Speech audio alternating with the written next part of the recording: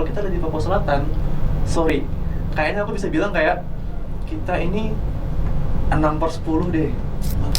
Ini soal pendidikan ini agak ngeri ya kak. Soalnya pendidikan ini kan banyak sekali pelakunya gitu, kayak paling dasar adalah bagaimana kemudian sistem itu dibuat, sistem itu dirancang, apakah kemudian sesuai terutama oleh saudara-saudara kita yang OAP gitu ya, dan bagaimana sistem itu dijalankan dengan benar. Nah itu yang kita harus pastikan dulu seperti itu. Sedangkan gini, sistem ini kan kalau kita bicara pendidikan berarti kan kurang lebih ada kurikulum nih, ada sistemnya yang ngatur. Terus ada dalam kurikulum ada materi-materi apa saja, terus silabus dan sebagainya. Terus ada lagi gurunya bagaimana, terus muridnya seperti apa. Nah, Fasilitas semua ya. fasilitas juga. Pertama soal guru deh. Saya kasih satu evidence, ini juga adalah guru sebagai pengajar. Kalau kita ada di Papua Selatan, sorry, kayaknya aku bisa bilang kayak kita ini 6/10 deh.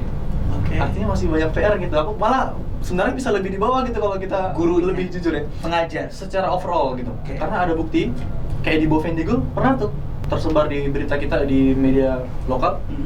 Tidak ada guru ngajar di sana kan? Guru nggak ada di sana gitu. Nah itu kan sebenarnya hal yang seperti apa gitu loh, kayak mau belajar tapi nggak ada guru, sampai di sini orang mau belajar tapi gurunya nggak ada. Itu kan sangat memprihatinkan gitu loh. Nah itu kan tanda bahwa sebenarnya kualitas pendidikan di Papua Selatan itu terutama masih agak gini gitu. Guru pada dasarnya itu kan soal itu kan sebenarnya urusan dari pemerintahnya, bagaimana kemudian pemerintah mengelola guru gitu ya. Yang bisa dilakukan adalah kita, karena ini juga masa-masa pilkada gitu ya, kita pastikan bahwa pemimpin kita itu mampu untuk kemudian melihat bahwa pendidikan ini sangat penting gitu. Jangan sampai anggaran kita yang begitu banyak, termasuk juga tambahan otsus gitu ya, tambah APBD, itu hanya fokus pada hal-hal yang kemudian membuat mereka tuh terlihat ada. Contohnya terlihat ada adalah mereka tuh fokus pada pembangunan infrastruktur secara besar-besaran gitu. Tapi apa?